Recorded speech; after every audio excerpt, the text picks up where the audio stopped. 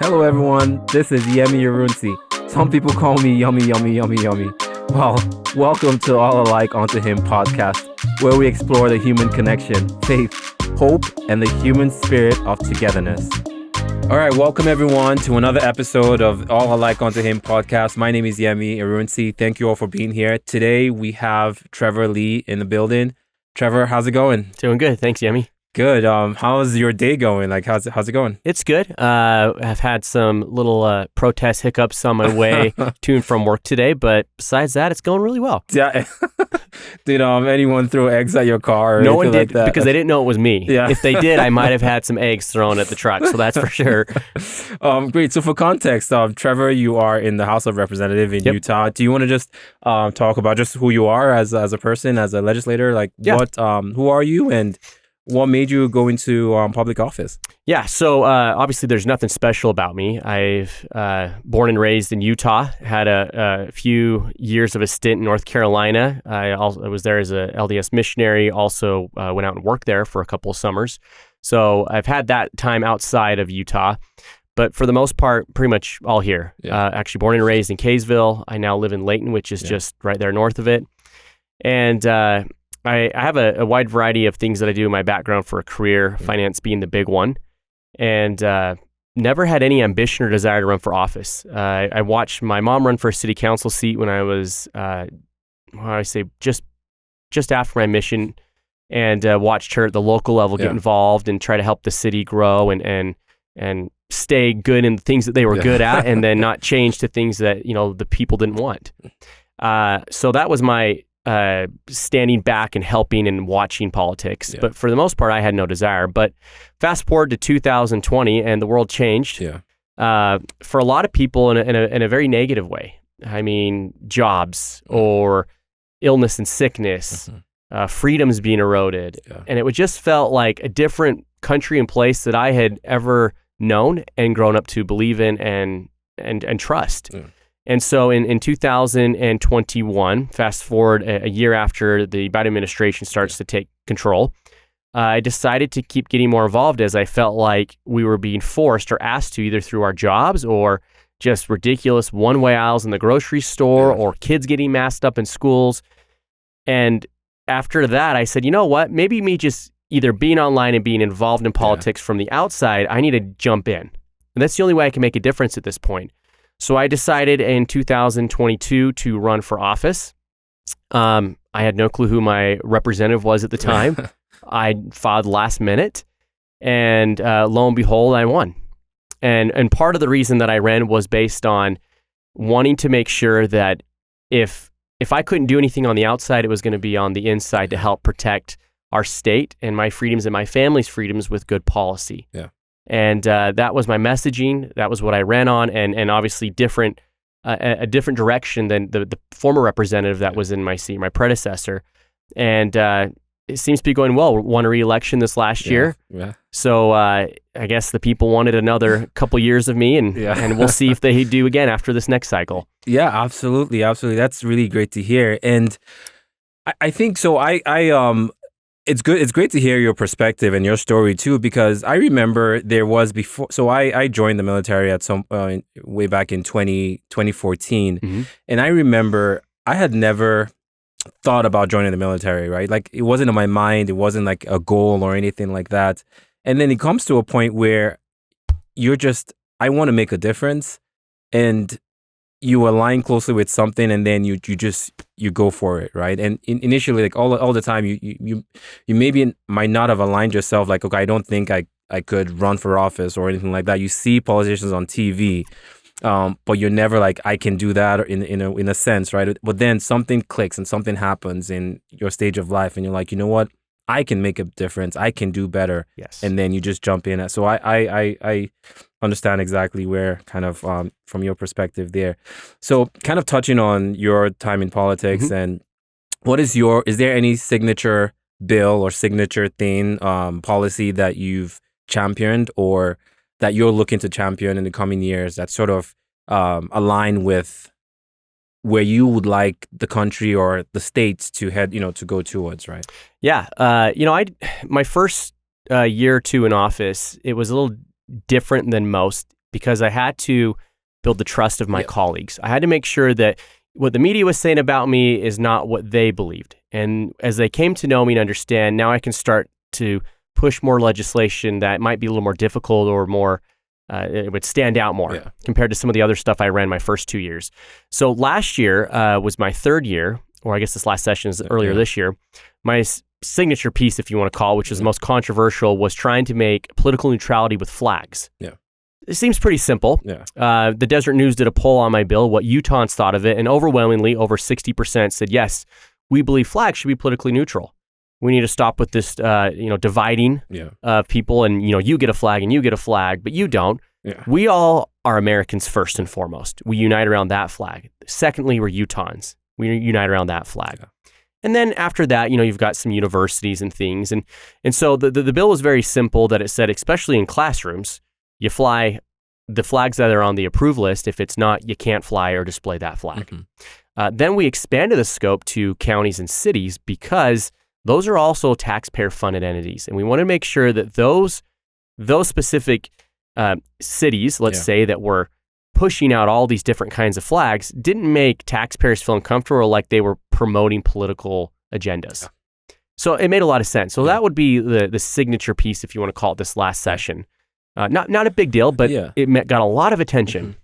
Well, I think there are some things that we do in terms of policy-wide that, sometimes it could have a significant social impact, mm-hmm. right? And people may say, oh, it's a quote-unquote simple bill, but I think it has a huge social impact to our day-to-day lives. And I think it's all these incremental things that happen that I think hopefully different lawmakers do different things. I think we don't always have to look for the 90-yard Hail Mary or we always, I think it's bit by bit, right? I think that's, kind of aligning it with this podcast and the name of this podcast, right? All are alike unto him is we need to get away from the things that divide us as people, right? And I think that we've gotten to a point where, and the beauty about America is that no matter where you're from, no matter where you come from, whichever country, whatever language you speak, when everyone comes to America, we all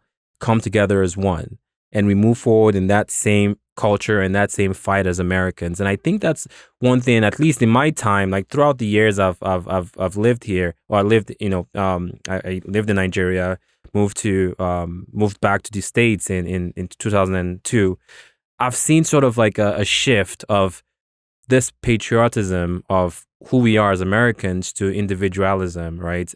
I am this, I'm that, I am, I'm African American, I'm Black, I'm white, or I'm from this part of Europe or this part of Africa, whatever it is, I'm Jamaican American. And I'm like, no, like we need to come together as one. And I think anything that gets us there, I'm all for. I think that's the goal. I think everything else is a distraction. So I think it's a really significant bill that really drives on bringing everyone together as one. And it doesn't mean that who you are as a person or your individuality is not important, right. But I think that it does say a lot about socially, we need to come more closer as one. We need a meritocracy, right? We need this idea that you shouldn't. If I'm an American and I see that American flag, I should feel safe. Yeah, I should feel like that is my flag. Yeah, and too many people have gotten away from that, mm-hmm. where they feel like they need something else to identify with them. Mm-hmm. When in reality, like if I'm a Utahn, I should see the Utah flag and feel like that represents me. Mm-hmm. And that's enough to show that I'm included and I'm safe in that environment. Yeah. And I believe it is. And I think anything deviating from that is otherwise dividing or trying to make sure that you are special or different for some reason. Mm-hmm. Now, if you're not an American or Utahn, then yes, you have your flags, right? Yeah. And it's such an easy symbol to have and show and fly and have pride in that. Mm-hmm. And to once again, to try to divide or separate us on that, it can make a big difference. Yeah. So, I've seen a bunch of other states now adopt similar legislation to say, hey, that's exactly what we want here. We want us to unify. Mm-hmm. We want that, that meritocracy back. Yeah.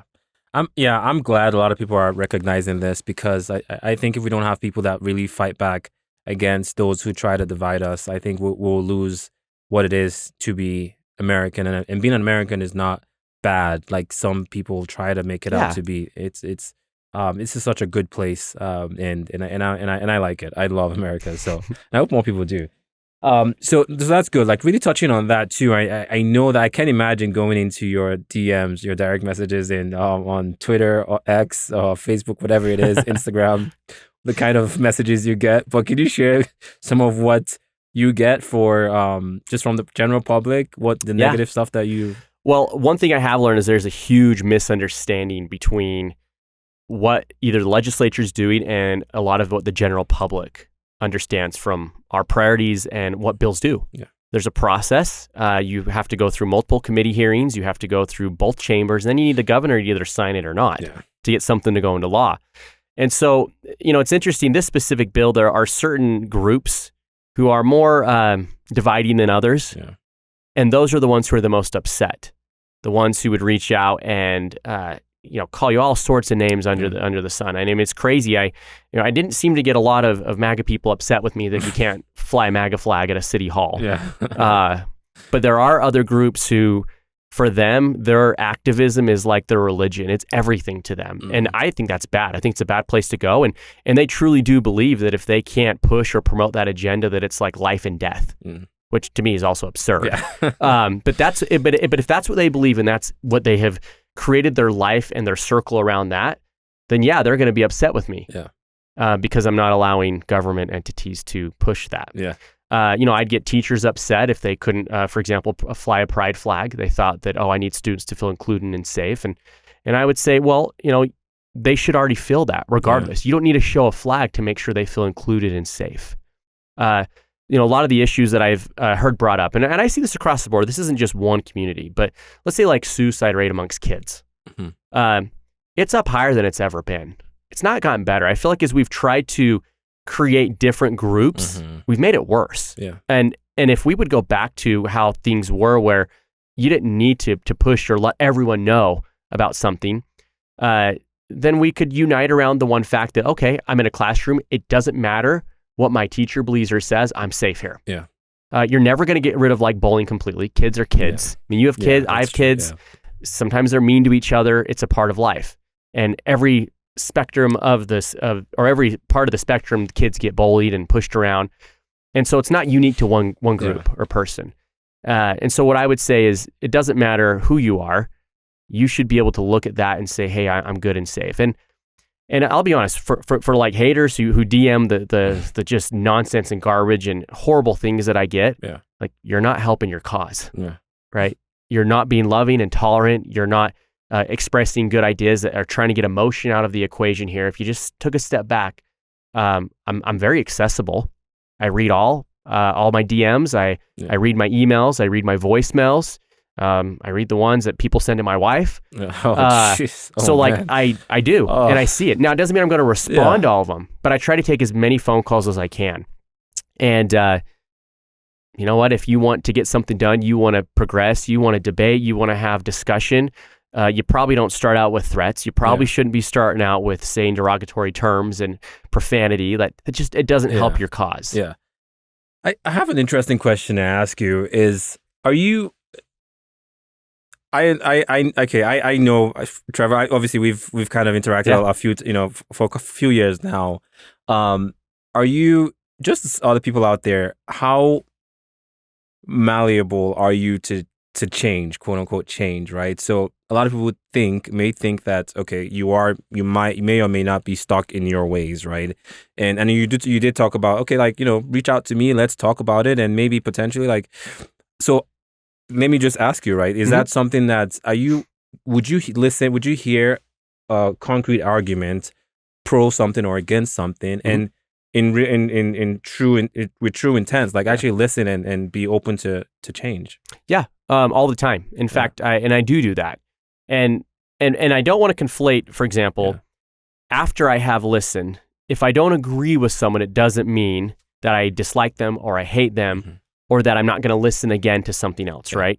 But I've seen something in society that, or even like in business, if the wheel ain't broken, you don't got to fix it, right? You can do the same thing. I also have certain principles that I'm never going to be swayed from, like my belief in God. My principles on my family comes right after God, before anything else. And if it is going to pull or deviate from that, you're probably never going to sway me on those. But I do also believe that we all have our freedoms. You have the ability to express your freedoms, and data, evidence, science are very important. And let me give you an example of this. I'm definitely on like the Maha train right now. Make America healthy again, right? And I've had people, in fact, even my wife, we've talked about this. Like, well, shouldn't we start banning all these unhealthy foods, right? Yeah. And at first it sounds like, well, yeah, we should. It's bad. It's not good for us.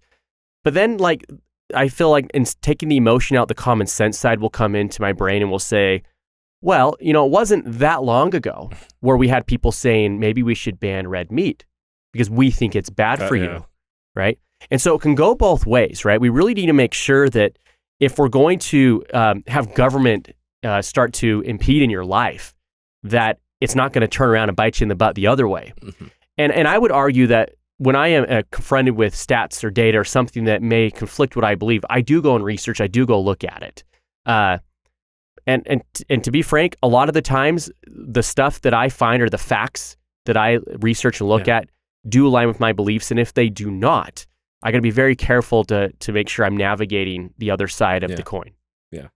No, that's really great to hear. And I think that's one underrated part of what you do, like people don't understand, is that like come in with a good, sensible argument and have that conversation and let's see where that leads to, right? And that's how everyone should be, right? So I appreciate that 100%.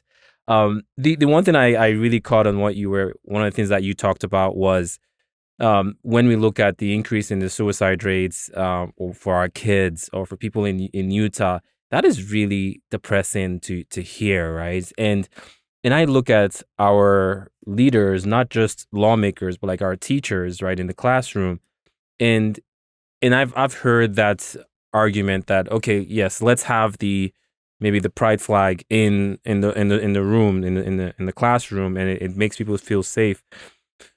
And I come up with the sort of like not necessarily a counter argument, but I think that we as individuals, as peoples, as leaders, we need to do the hard work and not just look to symbols as a way to replace the hard work that needs to be done. And, there are people that feel fine, like they're fine with symbols, right? Okay, let's fly the Juneteenth flag or whatever it may be, right? And that would make me feel good, viscerally good. But I'm always like, no, the hard work is not just the flag. Like that's not it. What are you doing behind the scenes to get policy to support minorities or whatever it may be? Like, don't just fight for the quote unquote symbol, and people still just get distracted by all that fluffy stuff. Well, and part of that too, Yemi, is that's what we do is right up in the legislature is we do debate the solution because we all want the same thing. We really do. We all want to be happy, right? We all want success in life. We want to be with our families. We all want to be accepted. We all across the board, either side of the aisle. We have the same end goal in mind. And the long standing argument from each side is, well, our side can get to that goal better than yours can, right? Yeah. And so it's not even that we don't care. We don't. But just because I have a different idea of how to get there does not mean that I hate you or that I don't have that same end goal in mind. Yeah. The issue now is the rhetoric has been so toned up, right, from both sides that we see instead of those individuals or my colleagues trying to create solutions, we get branded as, well, that's not the way I wanted the solution, so I disagree with it, and they're going to start calling you names, and it's going to divide more, right? And so if I said, well, for example, suicide rates are going up, I don't agree with how you're trying to get there is the best way to go about it. Doesn't mean I think that we shouldn't try to fix it. But that's what the other side has done on a lot of issues. Or let's say gun control, for example. Right? I'm a very pro-Second Amendment person. I know you are as well. Yeah. Our argument is that we don't want people to kill others with guns. It's like, what is the best way to stop people from getting killed with guns? Our argument, and even one in Utah, is we have some of the highest amount of gun ownership in the world per capita, some of the most high. And we have some of the lowest amount of deaths. So it's not the guns that's necessarily causing the problems, right? And that's our argument as conservatives. Liberals would say, no, like you get guns out completely, then no one can get killed with a gun, right? And so But then there's consequences to both of those. The consequence to getting rid of the guns is you're going to have more knife attacks, other type of violence like you see over in Europe all the time, right? And then the consequence to, let's say, adding more guns, I would say on the right, is that you're going to have a safer community because a burglar, a robber, or someone who wants to hurt you or your family is going to maybe rethink it if they know you might be carrying, right? And so I believe looking at that and trying to take the emotion out, we have the logical solutions to it. It's not that we don't want people to get killed, right? Yeah. That's just how we think about it. And you could use that argument for anything that we do or say. And part of what I think makes Utah great, and even our legislature, is we talk about that. We let the Democrats, for example, having only 15 seats in the House, say their piece on the issues, regardless of their ability to enact what they want. Yeah. We always debate it civilly. You've seen the floor debates. Yeah. I wish we had more of that. We don't see that in DC very often. Yeah. So, I mean, you debate an empty room now. Yeah, I see that a lot on C-SPAN. Oh, man. Yeah, no, great insights. You touched on one item that I wanted to actually just really pin on is in our society today. And you talked about, like gun violence and different things of that nature. And I wanted to touch on sort of the role of, getting our society to a better place. And that we're seeing, our youth, our young people, going, the numbers, right, and going to jail, like, are going up, right? Like, we have a lot of, especially when you look at like the African American community, it's going up, it's going high, and the presidents on every aisle have talked about it, about reform, in terms of prison reform, whatever it is, and I look at, from a societal perspective, how can we reduce violence? How can we, what is the gap? Where's the gap? And, a lot of times we talk about, the family, and we see a lot of just the deterioration of the family within society. And that's leading to a lot of, immorality or vices that's just leading to a very detrimental society. Mm-hmm. What are your thoughts on just what we can do? Well, I think you hit it. I mean, it is the deterioration of the deterioration of the family, right? It is affecting every aspect of our society. One of the unique things about America that other countries hadn't had before us, maybe the Greeks too a little bit, but with all these freedoms that we have in our society, the less we have to police people, the less we have to use force, the better the morale of the society is. The morality is better, less crime. Police, for example, should be the last defense before you get in. People should rightfully do the thing that is right. Yeah. And it does start with good families and good morals. Yeah. And that has deteriorated. And as such, you see an increase in violence and crime. Your economic numbers actually will go down too. You're going to have more poverty. And then it just kind of snowballs because you can't always enact legislation to fix that. Yeah. Right? Yeah. I can't force someone, for example, to go to church when I think that is a proven method to help someone in life, is get closer with God, have that integrity, that idea that you're accountable to something more important than just what you're told in society, but a higher power. Those things, as they go down, we see bigger issues. It also is the only way that America is going to work. If we don't have that, if people don't make those decisions and have that integrity without someone forcing them to do it, then we're not gonna function. Yeah. It's interesting. I listened to a really good talk from one of our faith leaders. His name is Elder Christofferson, and he talked about this in 2009.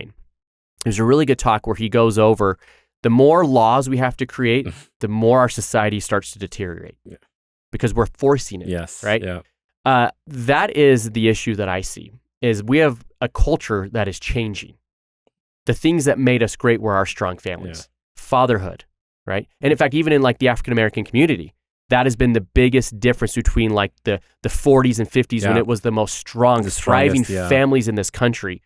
Just the fathers leaving, the absence of fatherhood, and then, in my opinion, government programs incentivizing that made it way worse. Yeah.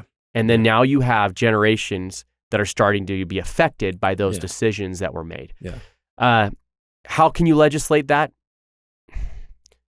Incentivizing good families is a tough place to be, but we are almost there where we're going to have to start doing that, right? I mean, to take a step back, this is the whole reason government got in the marriage business in the first place. Because we knew and we understood that a strong household with a mom and a dad and having children was the best way to help grow society in prosperity, in every aspect. And we've slowly been getting away from that. We've changed definitions. We've incentivized absences of parents in the home. And now what do you see? An increase across the board of having to have more laws, more crime, more poverty. Is it a coincidence? I don't think so. Yeah. No, I 100% agree with, especially with the definition, right? I think the Family Proclamation really defines that marriage, defines marriage. And I think there's this gradual attack on what it is, on what marriage is and what the family is. And I think as Christians, we have to push back on things like that. And I love the fact that there's a much, you can see the shift with Christians where time and time there has been this, oh, you're Christian, so you should shut up and don't say anything about the attack on your institution. And now I see this shift where it's like, no, we're not going to shut up. We're going to actually speak out against your what do you call it? Sort of like the way that your beliefs. Yeah. So something like that. Yeah. So exactly, like we're gonna push back on your attacks on our own beliefs, right? And I think it's not good. Like, just stop it, and it's okay to actually push back. And I think Christians need to understand that it's okay to push back against. And many may not like this, Yummy, but a lot of that we have to thank is Trump.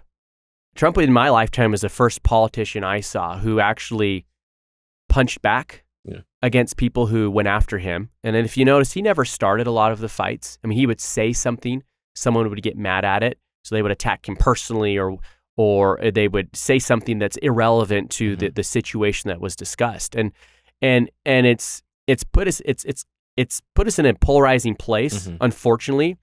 But it needed to be done, right? We have been bogged down, pushed down, told not to fight back, to stand, not even stand our ground, but just like don't do anything. And I think that put us in that position where you were seeing a big decline in religion and those attending. You were seeing a decline in those standing up for their beliefs because we were told that's above reproach for us. But it's different. It's not that way anymore. We have to fight. And luckily for us and a lot of Christians is the majority of Americans agreed that idea of Trump fighting for your beliefs and standing up for what you know is right won out. It won the popular vote. Because people are tired of being told that you can't speak up for what you believe in, that you're inherently wrong and bad because of who you are. Like that idea is starting to lose on the other side. And I'm grateful for that. With all the crap and the bad stuff that we've had, it's actually given us an opportunity to fight back and have a leader who's willing to show us that we can fight back too. Yeah, spot on. I think as Christians, we need to understand that it's okay to push back. And it's also okay to stand your ground on your religious beliefs as well. One of the things that when I first moved to Utah, I think there was a drought that was going on, and the governor of Utah had mentioned about, I thought this was quite funny, about praying for rain. And he got such a huge backlash for that. And I get where the criticism came from, but it didn't mean that he wasn't like doing anything about it. But he just talked about, let's pray for rain, right? Like, it's okay. It's fine if we pray for rain. It's okay. Doesn't mean that's the only thing that we're doing. There's like policies that. And he didn't say you had to pray either. Yeah, exactly. So, but though, it's funny. It worked apparently. Yeah, it did. It did work. Seriously, it did.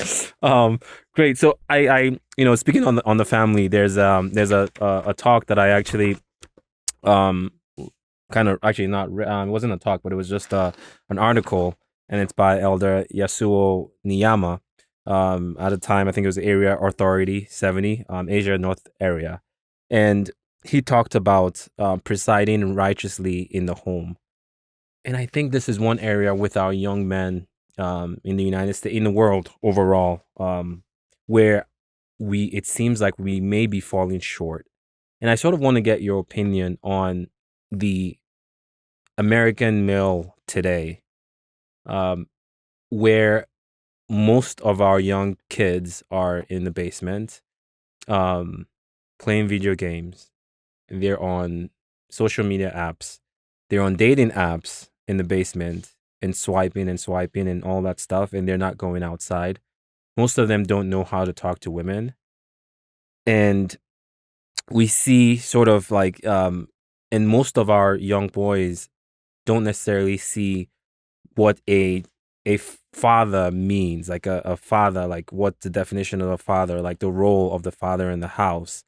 And they're going out into the real world not being prepared to meet someone or to build a family, right? And they get all these conflicting messages about who a man is or supposed to be.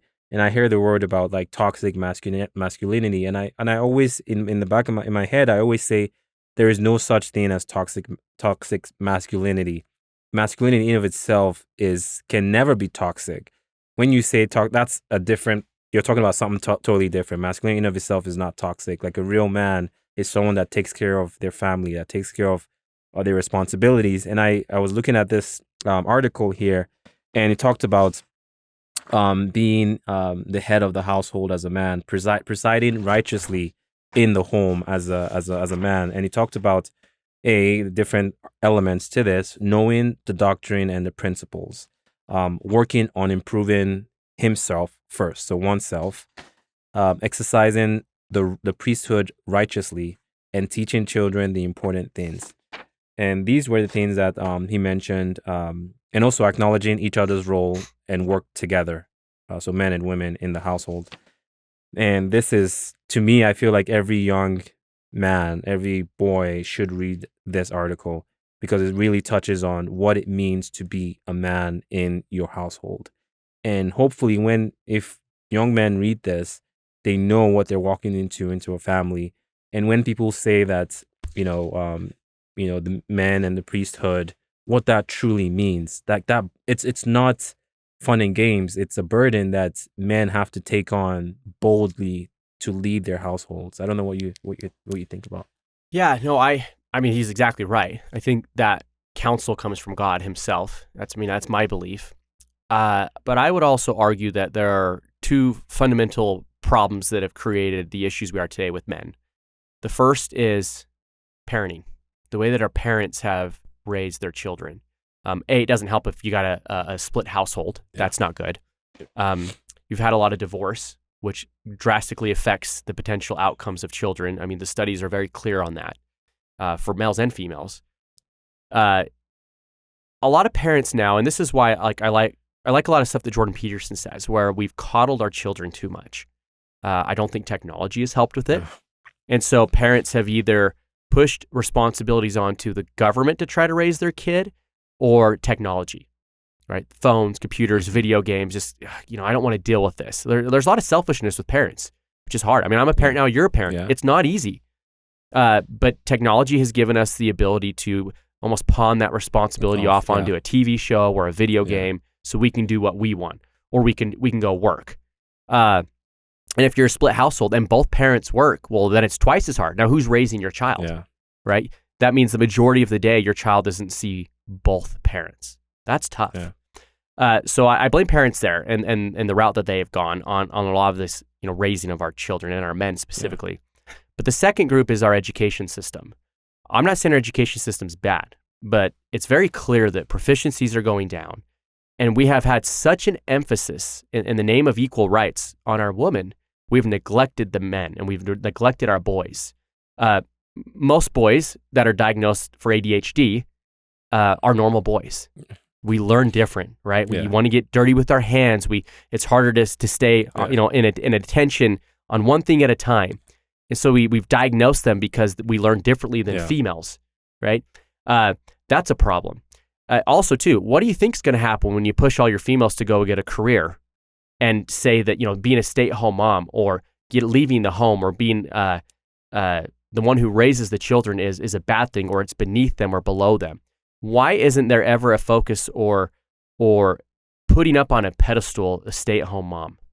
It's a beautiful thing, and it keeps families intact. I'm blessed in my house to let my wife be a stay-at-home mom. I know a lot don't have that. But I wish we put a bigger emphasis on it, that girls would want to strive to be first a wife and second a mom to their children.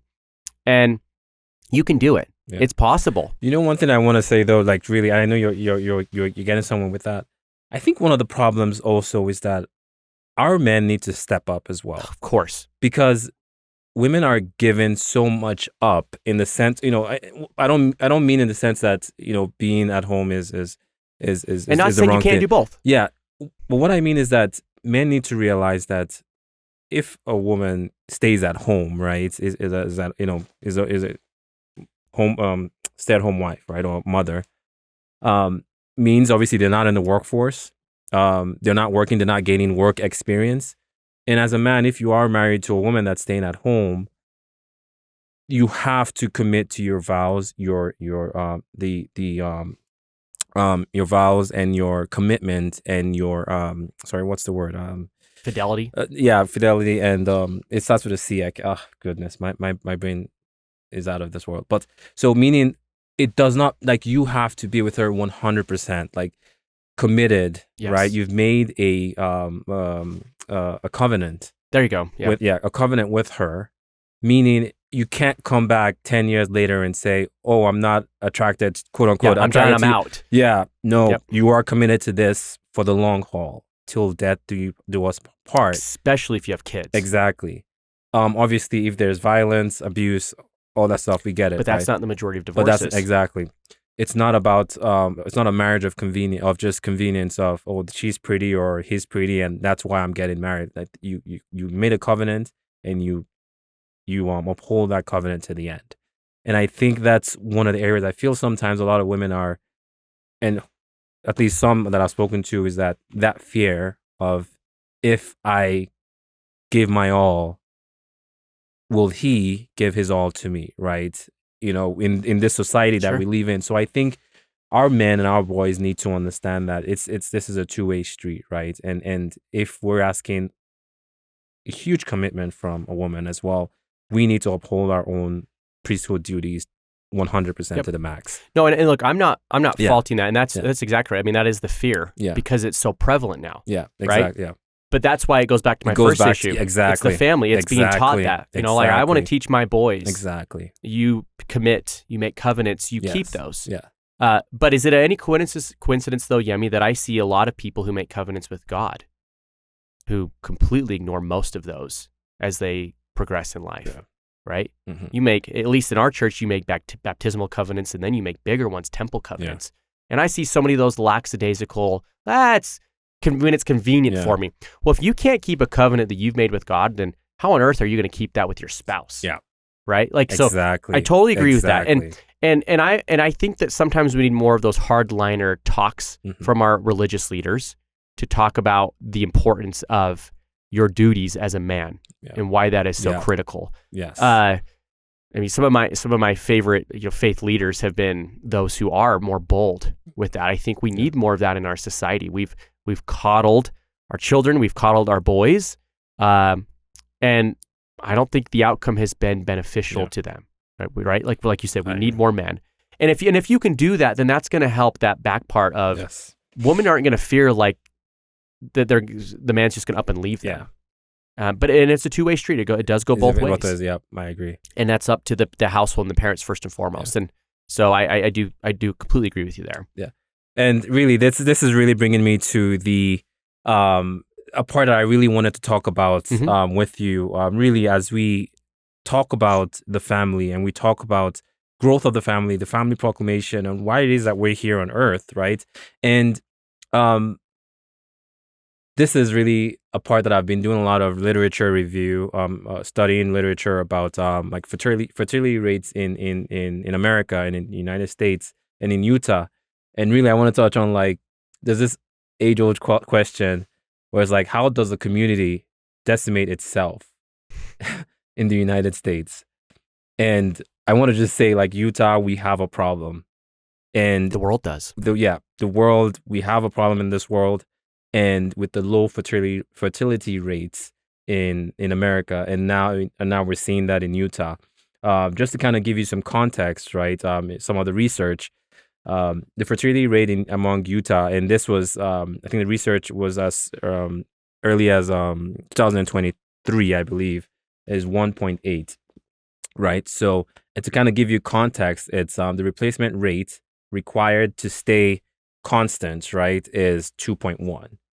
And Utah right now is about a 1.8. And in the United States, it is about 1.62 since the last study was done on this one, right? So almost about 20% below the required for zero growth, right? So this is something that is a huge issue right now.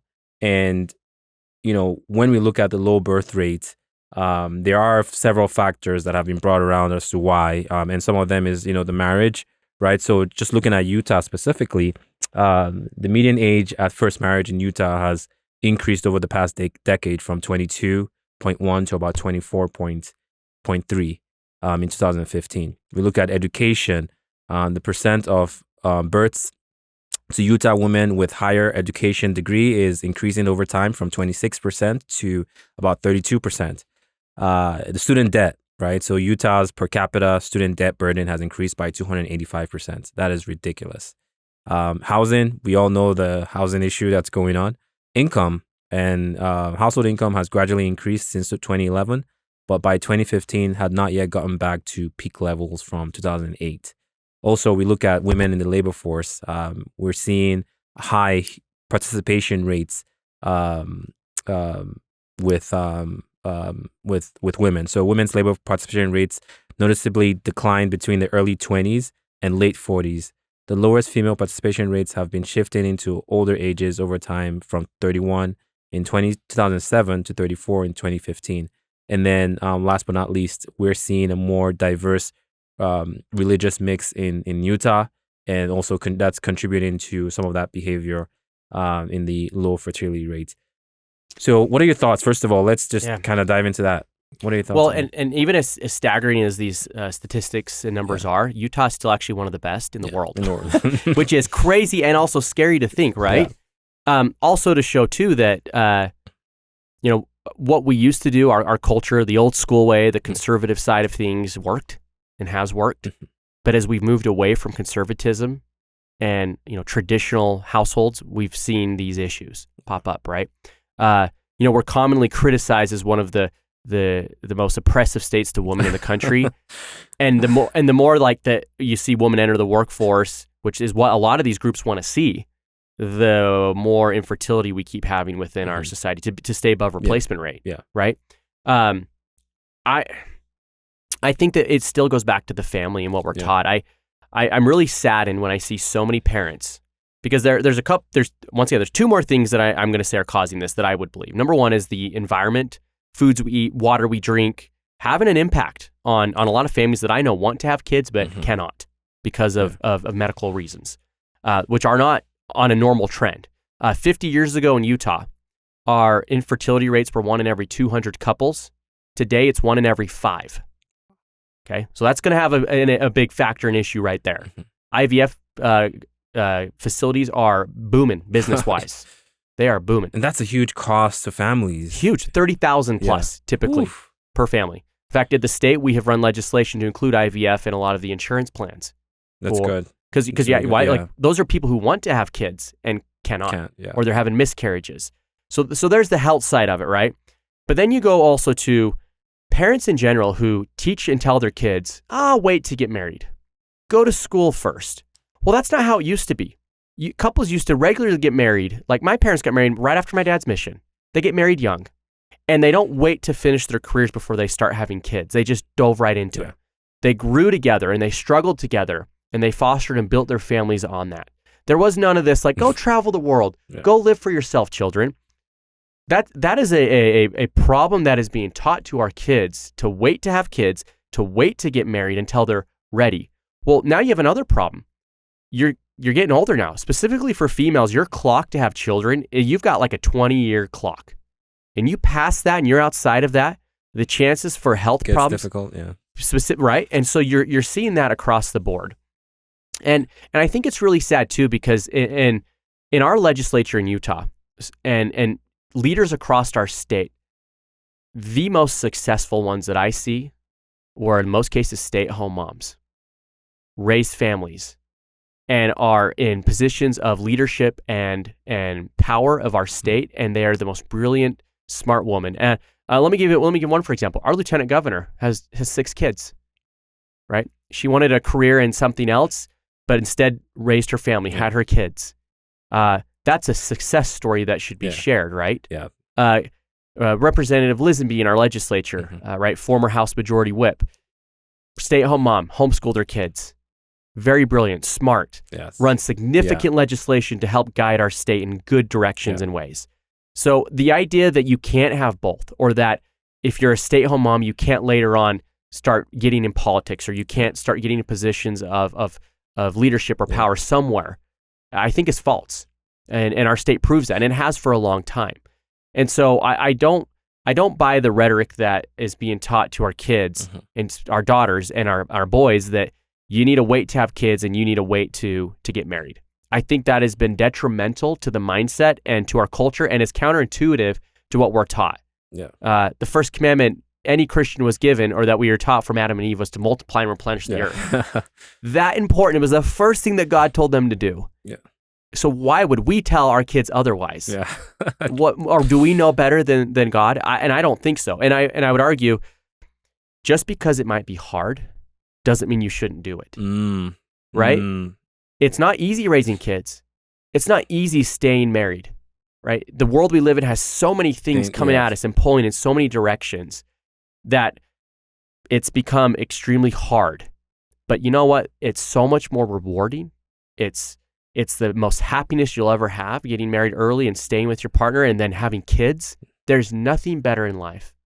And there's nothing, I agree. And society teaches us the opposite of this. They really do. I mean, everything is pulling away and telling us not to do those things. And so government has, in my opinion, only gotten in the way of that.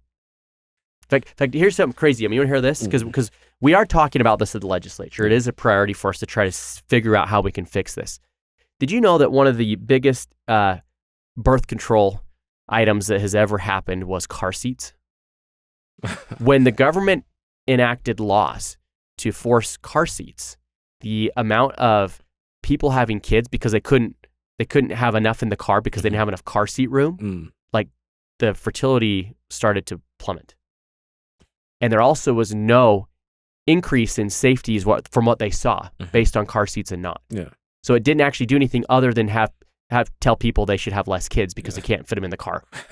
Is that crazy? That's a government policy that directly influence fertility rates in our country, which was done with good intentions, right? But the consequences have been, well, I can't fit enough. I'd have to get a new car because I have to have the car seat. The economic factor now starts 2x, 3x in and all that. Yeah, I love, President Oaks talked about, there was, he had a talk it was a global gathering to young single adults, and he talked, and paraphrasing here, he's like, date more, marry early, don't delay having children, even for financial reasons, right? And I think that it's about you've got to dive in. You have to dive in. You're never going to be quote unquote ready, right? It's never. I didn't grow up in the church, in the church here, so for me, like, I just followed like the model of what I was seeing out there, and so I got married a little bit later in quote unquote later in life, which is in my 30s, but as I look back, if I could do it all over again, I think I would have loved to have gotten married really early, started having kids, because there's no greater joy than walking home, opening up the door, and your child, your daughter, your son runs up to you and tells you like, "Hey, Daddy, I love you," and they kiss you on the cheek. Like, that is just, there is no greater joy than that. Show me something else that presents much greater joy than that. I'm waiting. Well, and there's studies that prove that too. Professor Wilcox out in Virginia, he dedicates and is a specialist on the family and stats and statistics around who's happiest. Married couples, those with kids. It's not even close. Yeah. I mean, that is the secret to happiness right there. As if, almost what we were told from above was also going to bring us happiness. Yeah. And I'm not saying things Yeah. aren't going to be easy, Mhm. but also the idea, and this is another thing too, the idea that finance should drive fertility rates in families is wrong. We've made that the problem, right? My parents didn't own a home when they started having kids, and many hadn't back in the day either, right? Also, those communities that typically have less money also have higher fertility rates. That's actually true. Crazy stat too. When Mao was in power in communist China, and he was murdering tens of millions of people, their replacement rate and the amount of kids they have had actually started to go up, because it was one of the few places they could find and seek for happiness as a country and a people. That was it. That's what they had. Yeah. And prolong potentially their lineage. Yeah. And keep it going. So I don't buy the whole money thing. I know it's hard. I know housing's high, but that should be it. I know that people say they don't have wages that are as high as they should. But once again, that should not drive your decision to start and make a family. Yeah. No, great discussion. I also, one of the couple things that just piqued my interest here is that the percent change in age-specific fertility rates in Utah. So this was during the period of 2022 to 23. There was now this is just a percentage change. Women 45 to 49 saw the most increase in births versus 18 to 19, 20. So every age group from 18 through 39 saw a dip, whereas like 45 to 49 saw a percentage increase change. That's staggering. That's and that's not what should be happening. Like, we should be having children at a younger age, right? I mean, and you know this. I mean, my wife could say this too. It's so much easier to have kids when you're younger. Yeah. When you have the energy, your body can handle it. It can handle the change. That whole idea of like getting a dad bod. Yeah. It's, I mean, it's not because our metabolism dies and testosterone goes down. It's because we stop moving, right? Yeah. We stop doing things we did before we had kids, and it's much easier to go through all that when you're in your 20s, Yeah. and even your 30s than 40s. And right? Yeah.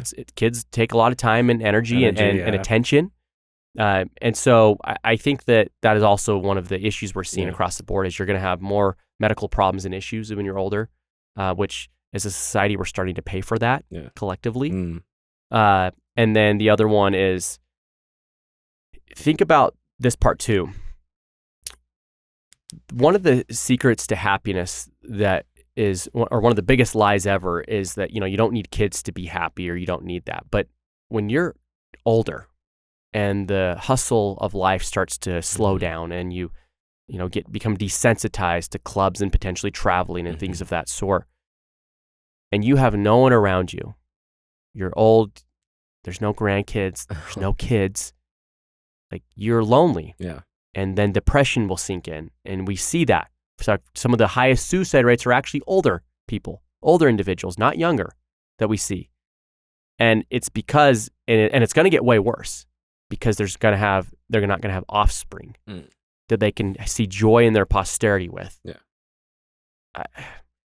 The lie is that you don't need that. And when that comes full circle is with later in life, when you don't have that. Yeah. And I think it's the deceiver, because I think it's been the message from God, the revelation from God is very clear, and we have the Family Proclamation as living proof of what our mission and our goal here is on earth. And anything that is contrary to that, I'm assigning that to the deceiver. Like, it's trying to send us in a different direction, and the whole fallacy of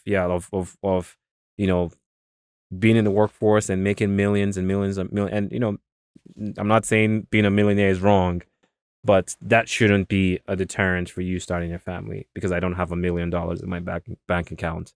And I look at I want to share an anecdote here. When I got a job with the administration, obviously I had to now start flying to DC, and I got an apartment in DC, and I would fly out for 2 weeks at a time, and then come back to Utah for another 2 weeks. And one time I told my family, come out to DC, my little small condo, which, by the way, small apartment, a studio apartment in DC, the cost for that is just ridiculous, by the way, which housing is another topic for another day. But I had them come over. My 3-year-old came, and she got stickers from Trader Joe's, and she maybe like 100 stickers, and she's just like plastering it everywhere in my little studio. And I get back home from work, and I see it all over the place. Like the place is a mess. And for a second, I'm like, oh my goodness, like what is this, right? But I'm like, you know what? This is the fun part. Like this is what actually makes me happy, to come back home and see a messed up apartment that she just like rummaged through the whole place and made. So even when they were leaving, my wife was like, oh, let's clean up all the stickers. And I was like, leave it. And I left it in my condo till today. It's still there. And all the stickers on the TV, on the coffee table, everywhere. And I'm like, I walk home every day. I come back into that apartment, and it makes me smile to see the mess. And that is what it's all about. I would not trade that in for anything else in this world. And I just feel sad for those who, for multiple reasons, can't have children, right? Like that's beyond their control, right? And I know they're, and I pray and I hope that and I pray for folks who are trying to have children, that they are able to do that. But I really want to share a testimony that having children, having a family brings a lot of joy. And I hope more people will realize that and go into it right away. And as men, we need to also step up and really take on that burden and understand that being, the priesthood holders that we are, we have a great responsibility to really take a hold of the household and make sure we're moving in the right direction, and we lead with real intent and good leadership, right? With love and care. And I hope our young folks can take something from that. So I just wanted to share one quote here from President Oaks, and he said, marriage is central to the purpose of mortal life and what follows. We are children of a loving Heavenly Father who created us with the capacity to follow his commandments, to multiply and replenish the earth. So and the power of creation is one of the most precious gifts we have in mortal life. So why people want to take that, I hope a lot of people do take that to heart and start making the change they need to do to get there. So as we kind of get to the end here, I just wanted to just ask you, like, what do you want your legacy to be in the legislature? Like when you eventually leave, like what is it that you hope that people know you for? Yeah. So, first and foremost, I ran for my family, right? I wanted to make sure that my children could have even a sliver or similar type of environment that I had growing up, right? When times were better type. And I can make a difference with that, with legislation that I run, and hopefully convince and help my colleagues also run similar legislation, or any way I can support them if it's going to help with that. But I would love it if, looking back, that everyone knew Representative Lee is the one who helped fight to conserve traditional families, who helped understand that was the core and center of everything in our state, that any policy I was doing, was it going to be good or bad for the family? It may have seemed like good, but what could be the consequences of this legislation for the family unit? Yeah. And as we've talked about today and gone over, the more you go away from that, the more problems you're going to see across the board. And so I would want to be known as that person who ran legislation that helped preserve that and made it easier for everyone else moving forward. And unfortunately, it seems like, the legislation is trying to just do that, preserve the things that made, Utah great, made America great, which was the central part of the family. Oof. Thank you, Trevor, for sharing that. And I think that that's the right path. And thank you for doing that for our communities and for our states as well. And I think that people need to understand that because people have a different opinion or a different direction, doesn't mean that you don't. Because as a legislator, you cover everyone, right? You represent everyone, right? And not everyone's gonna agree to the same exact thing, and you try to do your best, right? And like you said, like you listen and you take everything into heart, and obviously there are certain principles that that are not going to change, but overall, like, I think you are doing what's best, what you believe is best for everyone, and to bring people together as well, right? So thank you for that. Well, just wanted to shut up. I always ask everyone here, what's a favorite, and you don't necessarily, it doesn't have to be a specific scripture, but like, is there any scripture that in the Bible or the Book of Mormon that speaks to you, or if you have anyone that you just want to share with the listeners, or any stories or anything like that?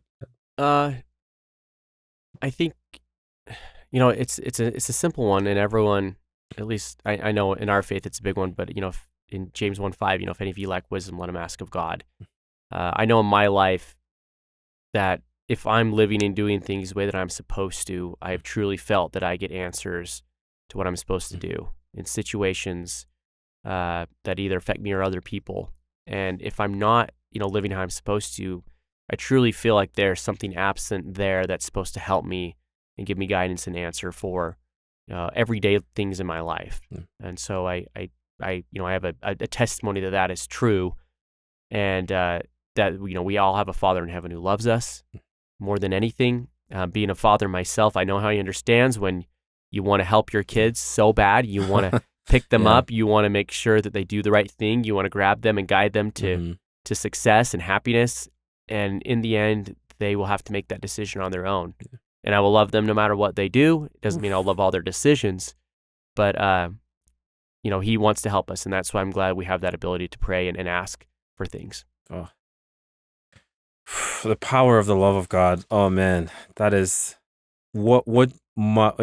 just looking at even the love that we have for our children. Now multiply that by a bajillion, and that's the kind of love that God has for us, and always with open arms for us. And if only a lot of us can take advantage of that, right? Like, the arms are open. Walk right into that, right? Right. Man, thank you, Trevor, for an amazing discussion.